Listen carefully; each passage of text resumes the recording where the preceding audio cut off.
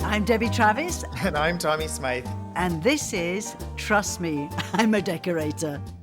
So today we have Sophie Donelson. So like us, she's also an expert in the home design and decorating space. She's an incredible speaker, a brand strategist, an author, an editor. We're going to be talking about a bunch of her work today, but most importantly, including her new book, Uncommon Kitchens, which I am actually legitimately obsessed with. And I'm not just saying that because she's joining us today. This is a revolutionary approach to the most popular room in the house. So we're going to explore a little bit of that with her.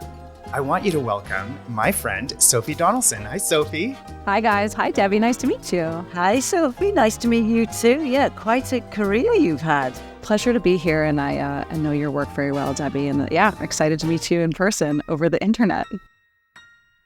And I'm so excited to introduce these two women I admire who also are Montreal transplants. So Debbie came from England to Montreal many, many years ago. Sophie, you are a New York to Montreal transplant. So I love this Canadian connection that you both have, even though you're from the United States and the UK respectively originally. And Montreal is one of my absolute favorite cities. So I want to set this conversation up by saying that one of the kitchens featured in Uncommon Kitchens is Sophie's own Montreal kitchen, which was shot by Patrick Biller, my partner. He's right upstairs right now. Wow. And I got to see that kitchen in person, and there was something really connective about the way that kitchen vibes with the way that Debbie's old Montreal kitchen felt as well. This is a house full of people. It's a well-used room in the house. There's a ton of chaos happening. We got rid of a little of it for the photo shoot, but it's a real home. And Sophie, I want you to talk a little bit about what your personal approach to that room was, because it just it was so packed with personality and color, but everything just worked. I did work with a decorator, a great decorator here named Celia Bryson. And people should know that I am not a decorator. You should trust me anyway, because never trust you. I've spent 20 years of my career in magazines and writing and working with brands, interviewing and working with truly the best decorators and architects in the world. And it's been such a privilege and continues to be. And you two get added to the list there. I was a longtime editor of House Beautiful magazine in the United States, and I've worked for or written for most of the U.S. shelter and design magazine publications. And so that is how I received my kind of design understanding. And that plus what somebody recently referred elegantly to as intuitive design, which I think really just means knowing yourself well enough to put a room together and feel pretty good about it. And for me, that means also knowing that it can change. And that, I think, is a big distinguishing point between my work and my writing for high-end magazines, and when you talk to professionals about creating a space, and then when I talk to just people with houses that are doing the best they can to put something together. And so this kitchen that I worked on in Montreal in my own home was a pretty good example of me trying to apply some of the design acumen I have from very, very brilliant sort of sources, along with just what sort of feels right for me. So that was the experiment. And it was during this renovation that I got a little frustrated about kitchen design and felt a little bit limited, and started looking around and thought there must be another way. I think there's other ways of thinking about that. And that's how the research of the book came together. Yeah, I think the kitchen's really obviously the most fascinating room in the house, not only because, like everybody says, it's the hub, but it's also the history of the kitchen. So I'm sitting in a tiny cottage, which is my kind of pied-à-terre, if you will, in London, where, I've kind of knocked it through. So it's kind of, it's a long, thin, little 1802 house. But the kitchen would have originally been a tiny space at the back, because it was very unglamorous to spend your time in the kitchen in the old days. And this is the type of house that would not have had a maid or anybody like that. So a larger London house would have had a basement with the big kitchen in it where the staff were. And then it would have had a parlor at the front, a small kind of living room parlor where the priest would come around, kind of thing. And then over the years, this is 200 years old, it's kind of morphed into what I've done, which is today's type of kitchen, right? And it's really more like, I would say, a condo with the large kitchen. And the kitchen is actually 3 times the size of the living area, which is very small. But then when you see what you're doing with this book, which I think is fascinating, in a way, it's like coming around again, where a lot of people have tried this over the years, but I think it's intimidating, where you have pieces of furniture. If you think of the 90s white sterile kitchens, the big thing then was to see no handles, no antiquing, no whatever. And it's taken a lot of courage for people to say, okay, well, why don't we have on one wall Granny's armoire, or build around these pieces? So it's very independent, because I think at one point, not that long ago, all kitchens pretty much looked the same, didn't they? They were just, whether they were high end or, low end, they were a modular type of room. And now we're putting our imprints on. And with a kitchen, to me, an imprint is how you're going to use it and who your family is. Yeah, and I think you're right. I would say the last 30 or 40 years are the aberration, right? That's the difference, is that the kitchen got very uniform after, let's say after the 50s, after the wars, and when mass manufacturing came in and said, let's create this uniform fitted kitchen where everything is attached to one another. And this was something really truly driven by manufacturing and sort of, the rise of plastics and the rise of Formica and these materials that got sort of, trendy because it was about American industry, quite frankly. But a kitchen as unfitted, which is how they began, which was that this was a room meant for cooking. And I'm going back now hundreds of years, but up until, there's a lot of kitchens that still look like this, where the cabinetry began as cupboards, right? They were freestanding units that just held dishware. You always had a hearth and it was around there. The reason that there was a comfy chair in the kitchen is that the kitchen wasn't so separated from the living space, because if you were tending to a pot of soup without induction or timers or smart technology, you were by the soup for a lot of the day.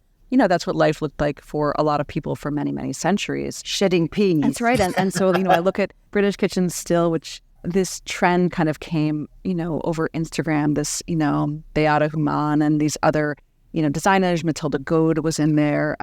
A lot of them actually coming from Northern Europe and from Britain, and looking at these kind of older homes where the unfitted kitchen was a necessity because you were building around a range. Americans will say that we think all Brits have an aga, burning it at all hours of the night. It's, we keep that fantasy in our head. But then you have a kitchen table instead of an island. And that was just because that's what it was. It wasn't, it wasn't a styling. It wasn't a big, kind of stylistic flex, right? It was just a kitchen table serves a lot of purposes. You can chop on it. You can sit at it.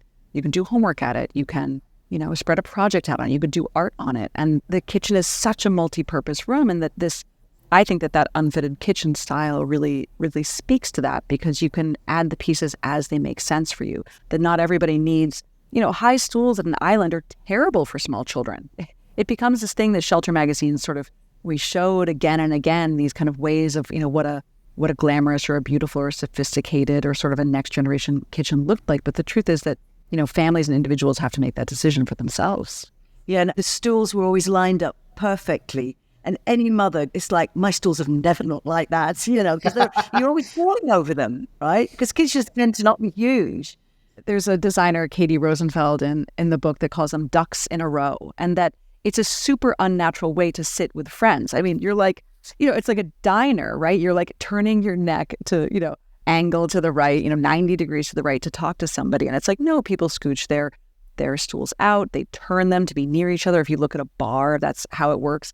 And it's much more natural to sit around a table, or at least around the corner of an island. So there's all sorts of things that sort of look right and they photograph well. And yeah, Tommy, I'm always happy to sort of, play and tussle with Patrick about sort of what makes a great photograph for design magazines, and how we're fed that information. We're fed that over Instagram.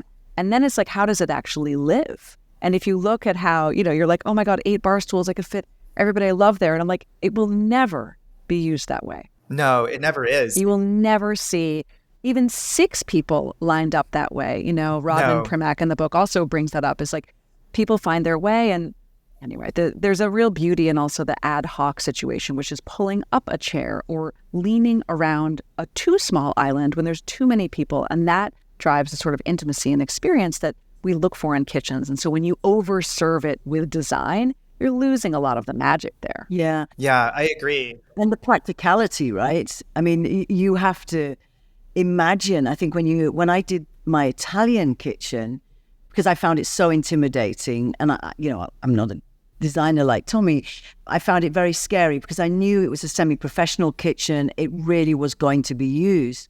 And so I worked with a company called Bartel in Florence who you would freak out if you saw these kitchens. They are exactly what you have in your book, pieces of furniture, but they still have to work. They still have to have the formation of a kitchen.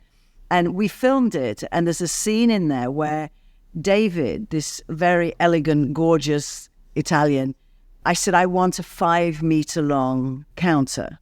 And he says, nobody has a 5-meter long counter. And I said, well, I do. So I think by then I was sobbing. I hold retreats there. I want to see women with their glass of Prosecco rolling out their pasta. I want to hear the laughter. And of course, Tommy's envisioned that now. I was very bullish, and I got my 5-meter long countertop. And when it arrived, you couldn't open the fridge because it was too long. And it was black. It was black volcanic stone from the north of Italy, and it looked like a runway. I mean, it was the ugliest thing. And you couldn't get in the fridge. You had to kind of crawl under the... Anyway, so we had to and he was right and I was wrong as usual. But I think it's just a matter of, when you're doing a kitchen, you're thinking, okay, like you said, where are the kids doing their homework? How am I stacking the dishwasher? Where are the plates being piled up? Where am I going? You reenact it in your head and stand there like a conductor doing it before you do anything. And then you try and make that vision kind of work. I mean, I think that's the most fascinating thing about sort of writing about design and about, living and ingesting the design media is exactly what you said. You had a vision for what you wanted it to feel like. And I think that's an incredible place to start.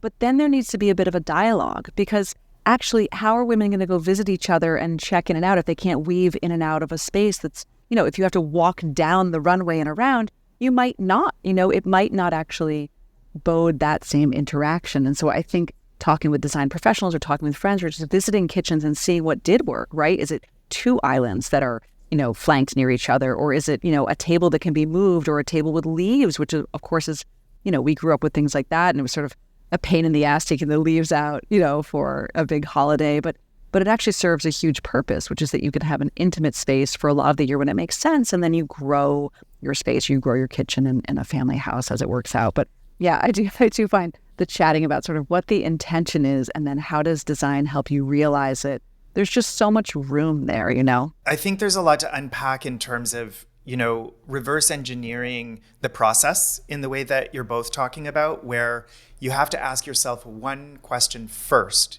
which is, how do I want to live in the space? And I want to mention, Sophie, that there is a parallel, to be drawn between the uncommon kitchen and the uncommon life. And, at home, domestic life, how do you want your domestic life to look and feel? And do you want it to be common and, the same as your neighbors? Or do you want it to be uncommon and unique and really specific to you and your own family and the life that you're living? It's a question that we should ask. And also, there's no wrong way to do it. A beautiful white kitchen that is seamless and paneled, where you don't see anything. I call it like PWK, like a perfect white kitchen, or like the Clorox kitchen. Like a lab. Or like it smells like Clorox wipes to me, which is, a turn on for some people. Like I know people that find that very erotic, It's just, but it's a way of being, and my way of being isn't that, and I found that there were a lot of design media that pointed to that kind of perfect approach, and that we knew how to do it, and we could do it at the highest end of the market. And you could do it, we throw out IKEA as the low end, but they make a fabulous kitchen, They do. And they really have perfected that. And anyway, so you can do it. That felt like established, and we knew how to do that. And so the book was to say, got it. We definitely know where to go for a perfect white kitchen. We've got all the tools and the resources, but what about the rest of us? And what about the rest of the ideas? I know a lot of people listening are probably listening in their kitchen, looking around going, oh God, Totally. Okay. And in a lot of cities, people are living in apartments and condos. Absolutely. So that's and they're getting smaller, aren't they? They're getting smaller and smaller and smaller, especially the kitchen.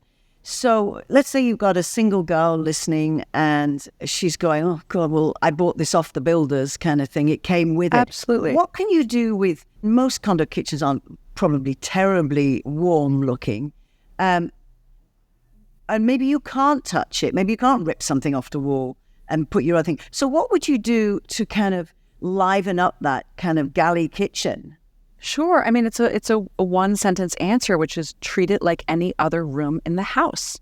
So if you were in your bedroom or your living room, what would you do? You might find textiles that could be interesting. So that could be, people don't think to put curtains or a cafe curtain or even like a real curtain. By the way, they can be laundered. People freak out about curtains and rugs and kitchens. It's like, just toss it in the wash. It's not a big deal, And you don't have to get something high end that's going to get ruined by smoke or grease. It's like, it's okay to get some panels, again, from, a big box retailer or, just a textile up there.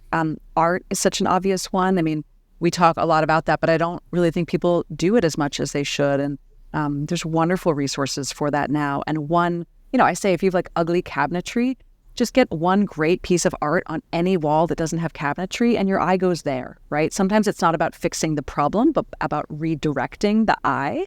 It's a very simple solution.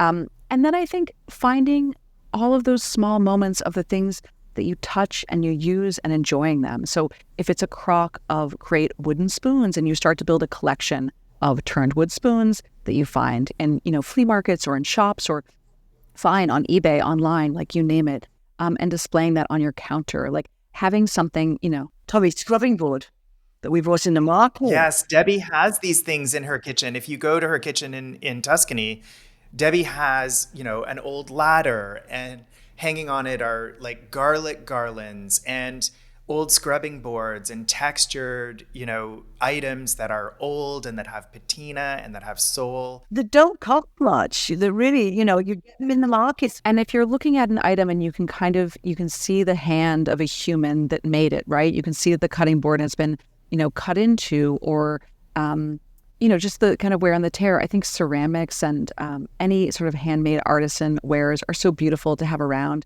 And to have a little bit on the counter. Some people don't like anything on the counter. That is fine. That's the Clorox people. For the Clorox people, they need their own book too. Help me, I'm a Clorox person. They have their own book. So they have a lot of them. But there are ways to enliven it. Like I used to recommend the inside of your cabinets, right? You're opening and closing them all the time to get water. Like, can you put some family pictures there? Tack them up with washi tape. Your kids' art. People don't hang things on the refrigerator anymore. I'm in a big movement to bring that back. I think that is a beautiful, the original pin board, the original Pinterest was the refrigerator. It was where there's schedules and art and, thank you cards and magnets from travels. It was really, you could look at a refrigerator and kind of start to understand a family life, right? Yeah. I do that. My refrigerator is a hot mess. Surprise, surprise. But what about the inside of cabinets, right? What about somewhere where it's a treat for just you and there's a lot of space there, and tacking things up, and, especially if you're living with children, but even a note card from my mom, if she was visiting and opened a cabinet and saw that a note that she had written me was there, or a sweet card. It's a nice thing, and it doesn't take up a lot of kind of mental room to do something like that, What about the ceiling? Because I always think people don't utilize their ceilings. So, you don't want to bring your condo ceiling down. Now you can I went to somebody's condo in New York, and it was so small, but they used every bit of space. And she had a little winch. So on the ceiling, remember the old the drying racks you used to have, and you used to winch it up? Yeah, like a pulley made. Mm-hmm. Which I have one in Italy, and I use it all the time. But in this kitchen I saw in New York years and years ago, she'd put little winches up, and she had baskets coming up and down. Oh. And they could be not the heavy things like books, but, she could put, things in that aren't used all the time, like maybe tablecloths. Totally. But you had that wicker. So wicker is, to me, or whatever baskets are made of, is very much like, old pieces of wood or old chairs. It's got that warmth to it, that ochre color, which looks great against those clinical kitchens. Yeah, I love that. I mean, putting non-kitchen things in the kitchen is a great thing, like a footstool, right, that's caned, or again, like a cool vintage. I think stools are a great, like, you can use them sort of as an extra surface. I have stools, talk about like the ills of like design people. It's like, how many podiums and stools does one need? All of them, yes. They're everywhere, but I was putting a baking rack on it the other day because I just didn't have quite, enough counter space for, making muffins. And so it's sort of teetering there, but it's allowing some flexibility in the kitchen. And also, if you are an apartment dweller, let your kitchen spill out into the rest of your house a little bit. And I don't mean that you have to be, preparing food in your dining or your living room or the nook there, but it's okay to maybe keep platters or storage or, your linens in a neat, an etagere maybe on the outside of the kitchen. Like, utilize that space and let that just spill over. It's okay to do that. I mean, this is what we see happening is that, you, Debbie, initially defined this as like, oh, the kitchen's here in the living space, but the kitchen is a living space, right? I mean, we live more in our kitchens than in our living rooms. So we have to kind of make that work together. And I don't always mean that that's a great room, but you do see the kitchen spilling over into the rest of the house. The original name of this book was Unkitchens, right? This was sort of something that had been floating around the internet, and I, embraced this and talked about sort of like, what is the unkitchen? You sort of got an idea right away of what that might be. And my editor smartly was like, Sophie, what people don't want is less kitchen. They want more of it.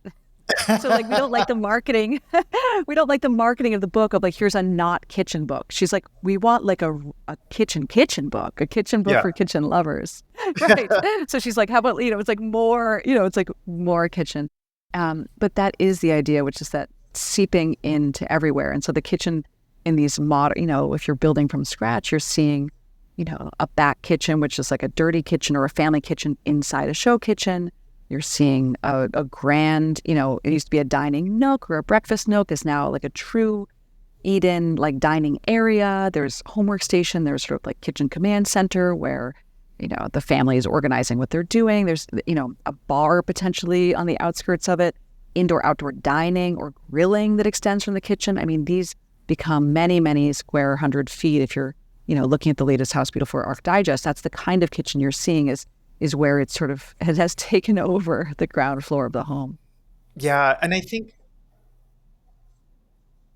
there's this notion of abundance that we associate with kitchens that really is a food association. But I think what your book suggests in such a beautiful visual way, Sophie, is that this notion of abundance can translate into design and decor as well as into nourishment and food and cooking. And I think when you have both of those elements combined with the visual and also the taste and this multi-sensory experience, you have what feels like a really authentic kitchen. Like each of the kitchens featured in your book feels so different, but they have one thing in common, and that is that they are so deeply authentic. So I wanted to ask you, for the renovators who are considering an uncommon kitchen, but who are worried about the dreaded R word, resale, what would you say to them? I mean, this is tricky. I mean, first of all, I would say is you don't resell nearly as much as you think. It's just a hard fact. The other fact is, if it's a great house and if it's in, a desirable location, it's not going to be your unusual kitchen designs. They're going to keep you from selling it. It's people that want a space are typically tearing out whatever the heck was in it and putting in what they want. I mean, it's a sad fact of it. I mean, that's why you have to accept that you don't know what's going to happen next. And so are you going to live more timidly for the years that you're in that house for the potential eventuality of a sale maybe down the road? It's like, no, it's absolute bullshit. I mean, that's like, that's like going without for years and years in order for something that's not even promised to you to happen. And if you could create the perfect resale kitchen, you put it out there, there's no guarantee the next owner is going to keep it. In fact, they almost positively will not. So to me, it's just like you have to let go of a little bit of it. And this doesn't involve, crazy decisions. I'm not asking, to clad something in a really kind of like unusual turquoise marble, throughout. It's not. Yeah, something off-putting. It's not something, off-putting or something that, that even you yourself might question. I think it's a lot of what this book asks is that the mindset that you could create a neutral kitchen that you felt safe in, that felt like it was fine for resale or felt that it was really pretty and that was nice. But then it is, don't plan it within an inch of its life. Leave a little bit of room, leave a little bit of room for the imagination of decorating it or of a wall that just allows for a single piece of furniture. I've seen this again and again. Emily Henderson did this. Christine Flynn, who's a wonderful Toronto area photographer, has this in her kitchen. You're choosing one kind of beautiful, iconic piece of vintage furniture. For Christine Flynn, it was a pie display. So it's a big hutch. It holds her everyday kind of china.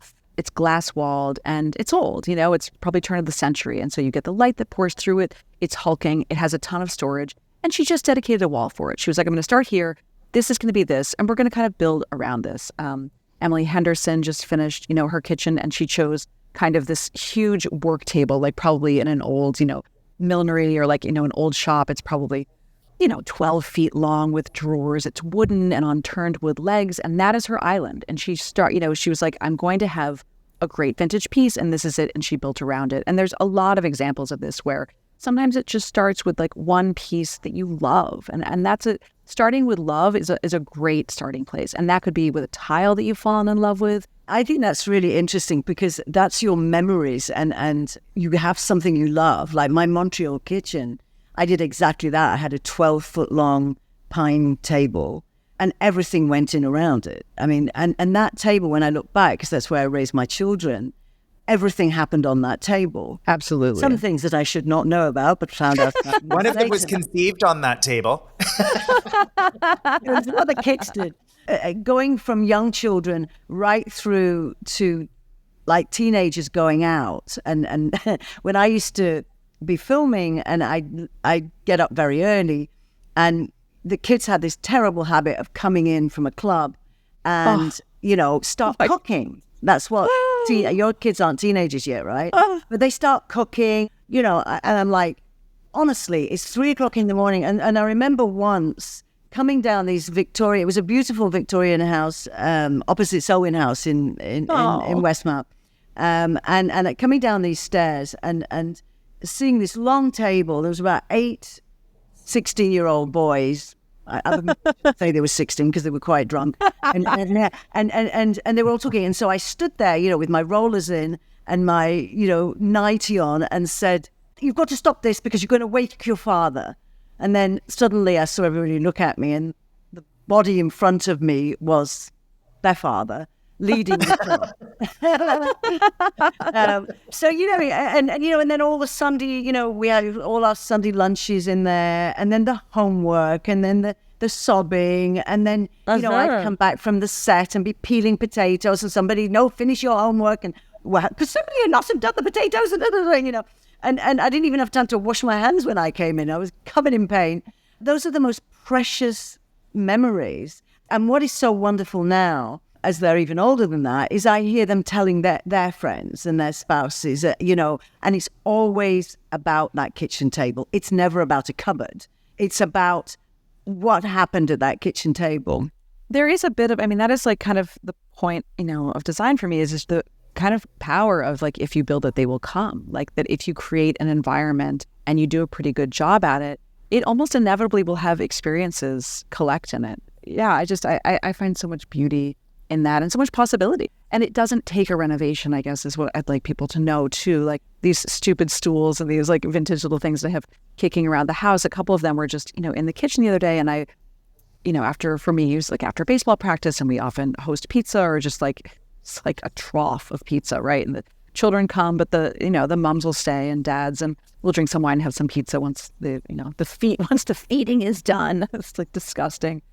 But the people collected in the kitchen because there were seats and they weren't there permanently. They happened to be there at the moment. And I just saw like, it is such a universal place where nobody feels uncomfortable. This is what's so incredible to me, is that if you go to a stranger's house, it's often not the sitting room, the den, or the study that you might go. You might go outside. That's sort of a comfortable place to be if there's a patio available.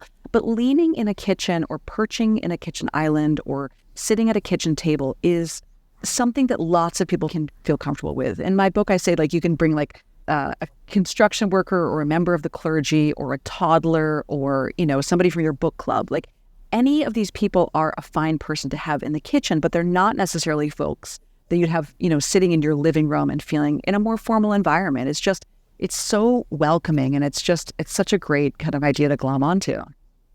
I love that. We've got more to say on that. Be right back. I'm Sarah Burke, and I host the Women in Media podcast, where I'm exploring the challenges women face in the media spotlight and celebrating our triumphs. My guests come from radio, TV, news, and sports, and we'll cover topics like leadership, diversity, stereotypes, and more. Most of all, I'm looking to build a community through a space where we can discuss anything. The Women in Media podcast, available on Apple Podcasts, Spotify, Google Podcasts, or at womeninmedia.ca.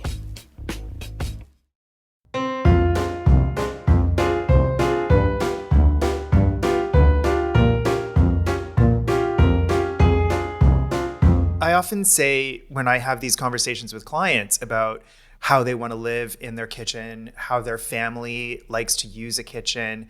When the resale thing comes up, which is sort of what started this conversational thread, I always say to them, I don't understand why people, and this is just my opinion, why people would want to renovate their homes for the next family that's going to live there rather than for the family that is living there. You're like, I thought we were talking about you. Actually, yes, that one phrase will cause people usually to go away. Sometimes they're very resistant in the moment, but very often 3 days later or a week later or 2 weeks later when we have our next meeting about it, they'll let me know that that comment resonated with them in a deep enough way that they may have decided to go in a slightly more authentic and more interesting direction with these big investment rooms. And I think the reason people are so afraid of them is because they can be so expensive. We all know how expensive an appliance package can be, how much stone countertops or quartz composite countertops can be. And applying hard-earned after-tax dollars to those kinds of things is reasonably intimidating for people. No, it's super stressful. Do you know in Europe, when you sell a house, you take everything with you. You take the appliances. The kitchen? You take That's right. everything. And that is why they're unfitted, Tommy. Shut up. Really? How do I not know that? You can take the light bulbs if you want, but you take the stove. That's normal. Mm-hmm. What? You take your fridge. Jackie, our nutritionalist, has just sold. She lived 2 streets over from me. She's a very close friend of mine that Tommy knows, who is an amazing nutritionist, and we had on the podcast. And she's bought in the country where she has an Aga, but she wanted another stove because the Aga, sometimes you're having it on all the time because you're feeding it wood and stuff like that. I mean, it's a country place, but she didn't want to lose this Aga, which they left it because to get them out of a house, you virtually need a crane. You need like a crane. Oh my God. Exactly. So she wanted to take her standard stove with her. And I said, I was flabbergasted. I said, what, you're just going to take it? You can't do that. She said, I'm taking everything. I'm taking some of the cabinets. But in Italy and France and Spain, in Europe, you take everything. That's normal. Now, you can negotiate and say, okay, I don't want it anymore. But people move their kitchens from house to house. That's amazing. And so that is why they look unfitted, Tommy. That is like when we talk about an unfitted kitchen. No, but that is the truth. That is literally why it happens, is that you can't, if you are bringing a 30-inch stove to a 36-inch place, you have a little table or a little surface that fills the gap, right? It's not all just interconnected like a manufactured kitchen is. That is why European kitchens look like that. Tommy, to the people renovating that are, daunted by price, I'm going to give a piece of advice that is difficult for decorators to hear. They actually hate it. But that homeowners should push, no, it's true, but that homeowners should push back on, which is the question is, do we have to do everything? Must we scrap everything? And I make a huge case for this in the book. It is an environmental disaster, renovation culture is. It's disgusting. Yep. And people they buy homes that are, in an affluent class, and they look at them and they think, where do I begin gutting? What can we get rid of? And they don't ask what they should ask, which is, what's worth keeping? Yeah. What can we keep? What can we rehab? What can we renovate? What can we reface? What can we live with for a number of years before we really know what we want? And so they start on this kind of thing. And for decorators and architects, the reason that they like that is that it's easier to start with a white box. If you scrap everything, it gives ultimate control to the design industry, right? Yes. They can do the fittings exactly how they want. They can plan it. And you don't have to work with something. It's like when somebody's like, here's my grandmother's, disgusting Rococo, console. And you're like, oh boy, where is this going to go? How do we work this in? It takes a little bit of brain power and it takes a lot of creativity. And some designers are up for the challenge and others are not. Not everybody's good at that. You're quite right, Sophie. We do that in other rooms in the house. There's always a painting that I hate in every home that, it's just something that you have to work around. And by and large, a creative person and a person with experience and know-how can work around those elements. Why do we not apply the same sorts of premises to the kitchen? And I totally agree with you. I mean, lately, we have been doing, even in very, sort of expensive neighborhoods in cities that I work in, rehabs and resurfacing, like refacing, replacing only countertops and fittings and hardware, adding in embellishment elements that actually will very effectively put a new family's stamp on an old kitchen, but without throwing everything out into a landfill site and without starting from scratch, because it really is, as you say, not in every case is that necessary. And replacing old kitchens that are really tired and have been for 30 years of service that are actually falling apart is one thing. But when a family buys a house that's been, lightly, cheaply renovated for resale, and then they rip all of that material out. I mean, everybody says, well, we donated to Habitat for Humanity. That's all well and good, but it's still supporting an industry that's making more stuff. And I think that's a really, really important conversation to have. And that can be a real relief, not everything has to be done right this second. And I think that there's this, there's a bit of a feeling of like, we finally made it. We bought the house. We're going to do it. Like, there is there's a lot of privilege in the idea that renovation is something promised to you, that a gut renovation, it feels like kind of a really disastrous coming of age type thing that people in their 40s are like, I've worked for this. It's time for me. I've worked for this ability to kind of scrap everything. And I just think it lacks a little bit of imagination, and that there can be a big relief financially and otherwise to say, we just moved in this space. I don't even know where the sun rises. I don't know where my kids are going to collect. I don't know where the cool and hangout room of the house is going to be, or which corner of the kitchen is going to, be poured with yellow light that we're going to want to sit in. Like, there is a lot to get to know in a space. And so if you have been living in a house for, a long time, those are the renovations that are nice to see, where it's like, we want to stay here. We don't want to move. We don't want to start from scratch, but we do know ourselves. I see this happen with couples in their 60s and 70s where they really get it. They know exactly what they need. They know how they cook. They know how they entertain. They really have that self-knowledge that allows them to work with a contractor or a designer and make savvy choices, because it's not just like, let me go to Pinterest and see what I like. you know? I think you just gave me the title of my design memoir. Wait to see where the sun rises. Love that. My God. Is it a design memoir or a bit more, Tommy? I'll have to cut you in on the profits.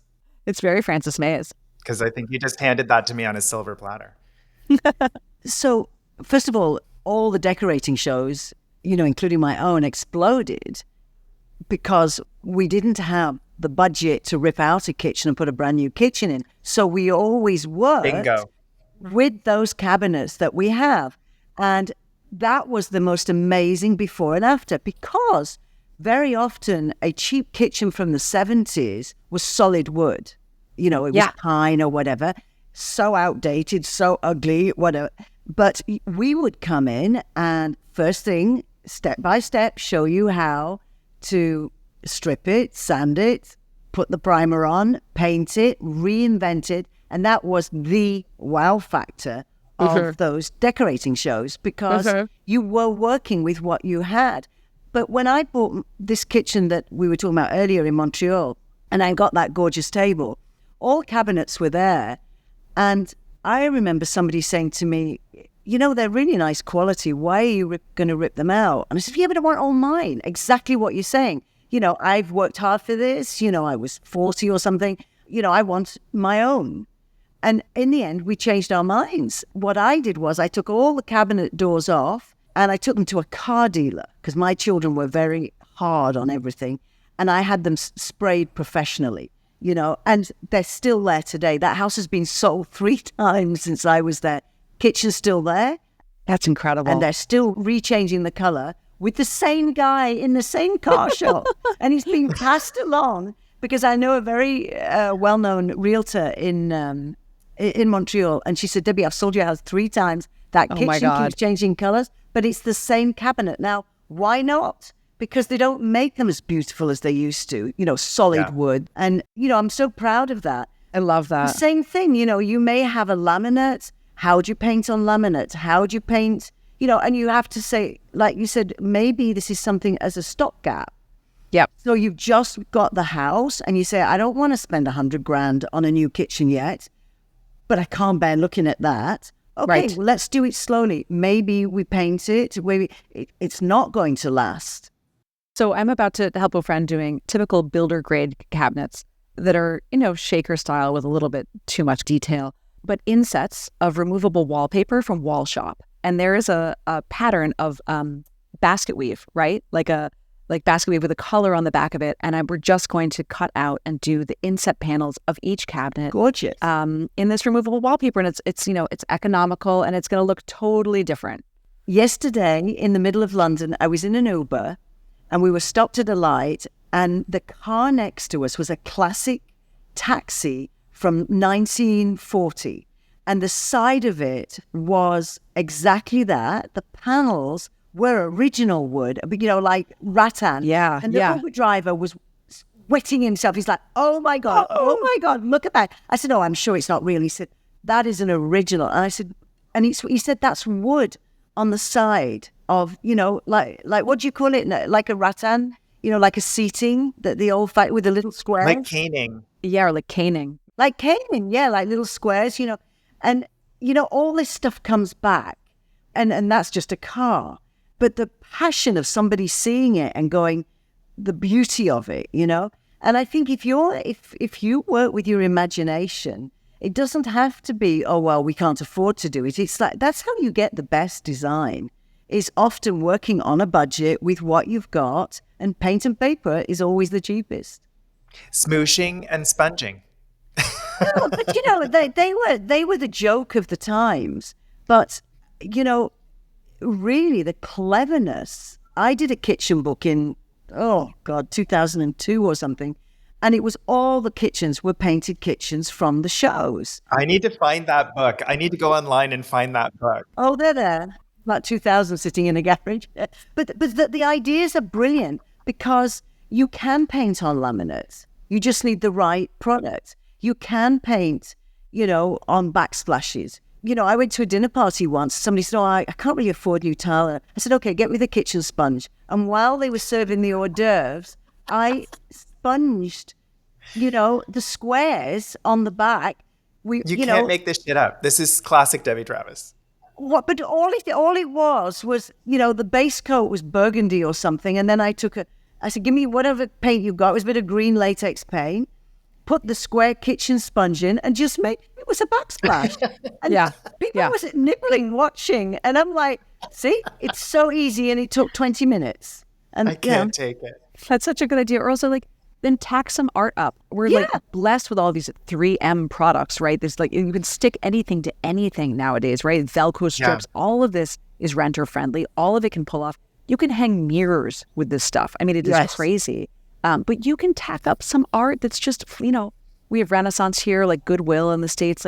You don't have to look at the backsplash. There are other options there to be creative. Posters. Get really amazing posters. And put a coat of varnish over the top. Yeah, and of course, TikTok and Instagram are just rife with these, quirky tutorials. But again, it doesn't have to last forever. This is just a fun way of being playful. It's not for everybody, but there are options. That's the point, right? Yeah, Debbie Travis was the original TikTok. I mean, she literally was the person who invented these tips and DIY how-tos in your house. I think we need to bring back a vintage Debbie Travis channel on TikTok. It's going to blow people's minds, Well, I've got all the footage. We should. Oh my God, it really would. It would blow people's minds. The cost of doing it is editing the pieces. That's the problem. But, when you were making a 30-minute or a 1-hour show, and these were in the really early days, and you had a room. So you said, okay, there's the kitchen. I had to fill an hour or 30. I think they started at 30 minutes and then soon went to an hour. So it was like, okay, what are we going to do? We've got the kitchen cabinets, we've got the backsplash, we've got the countertops. Let's do checkers on the floor. Let's make a sky on the ceiling. It was over the top. And I remember one journalist saying, this mad woman is going to, decorate my toilet seat if she comes to the house. And we did a toilet seat. I remember that. You were creating footage. It wasn't necessarily about, oh my God, this is, Architectural Digest. This was about making a television show. So you needed to take all those elements and, if we didn't have enough, we'd say, okay, we'll stick a lamp in and make a lampshade. And we tried to put it all together, but there was also some genius, and it wasn't just me. There was a team of amazing people putting this together, and the pleasure it gave people. The slightly tough side of it was, what took us an hour in television time, somebody was still at 6 months later. I'm still scraping the cabinets. How did you do that?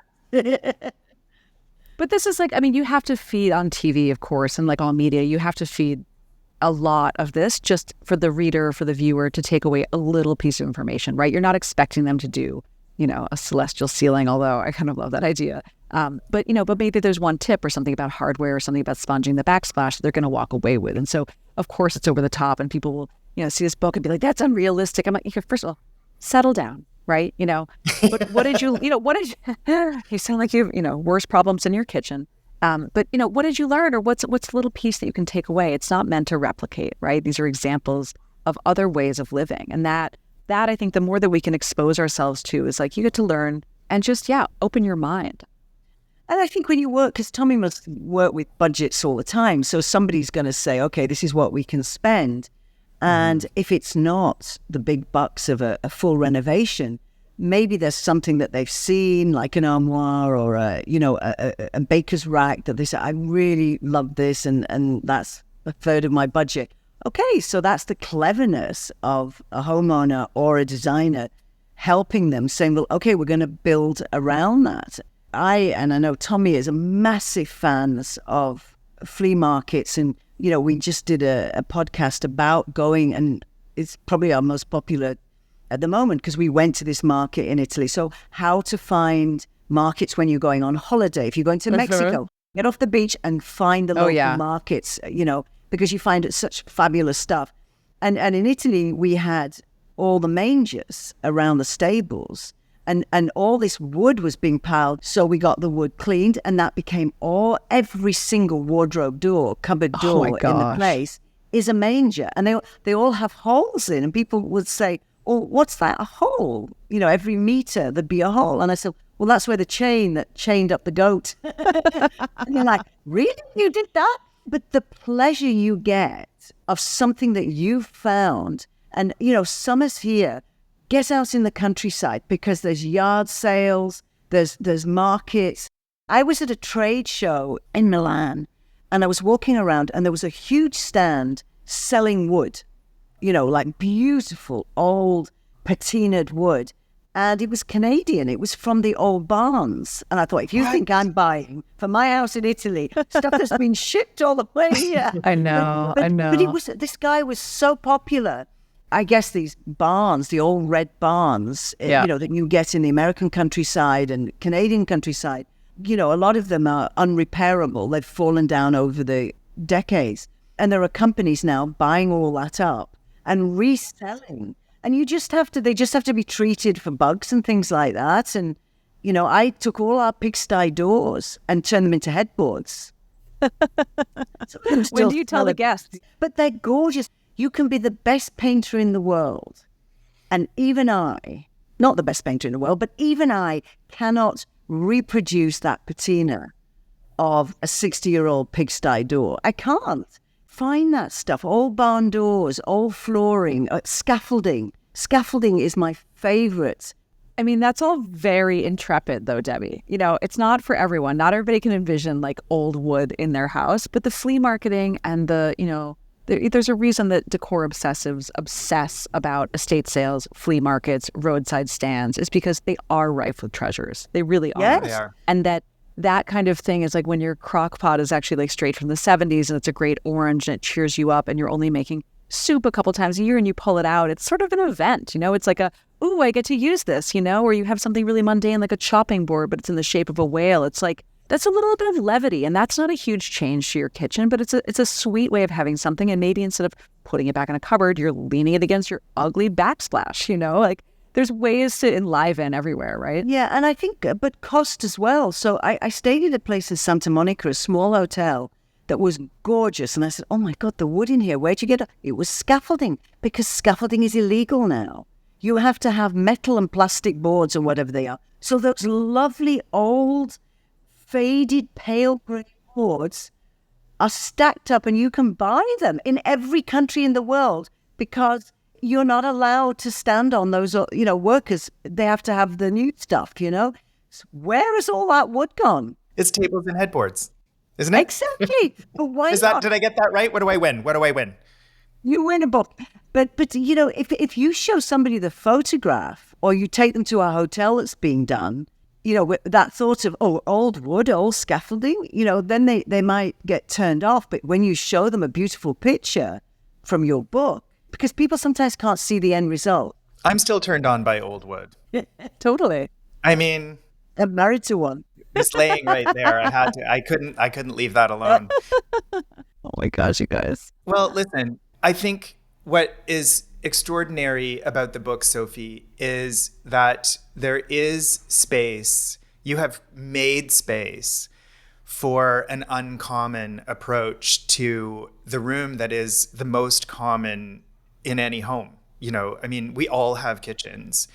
And I think looking at this book, doing the deep dive into the book, whether each of those kitchens is for you or not, I think that the main takeaway from this conversation today on the podcast is that there is something in every single one of these incredibly authentic and really uncommon spaces that each of us can take away and apply to our own lives and to our own environments. Maybe even, dare I say, the Clorox people might get an idea about how to live more authentically and live bigger and more uncommonly in this very common space.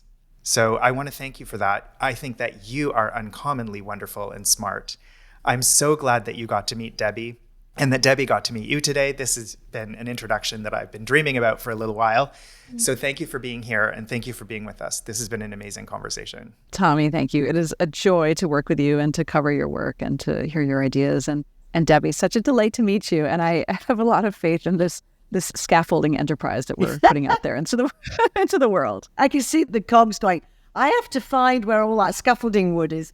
But yeah, I just want to go out and sell my house, get a new kitchen, because I think it is the most exciting room to do. And it's always changing. And I think with the pictures in your book, what people do with a beautiful book like that is they scour the pages, and you might just see a handle. You might just say, oh, look how they did that. And, it's the Post-it notes, isn't it, when you're renovating, of all the ideas that gives you such a thrill, saying, well, I want that from page 10 and that from... So, get the book. Thank you guys so much. Thank you.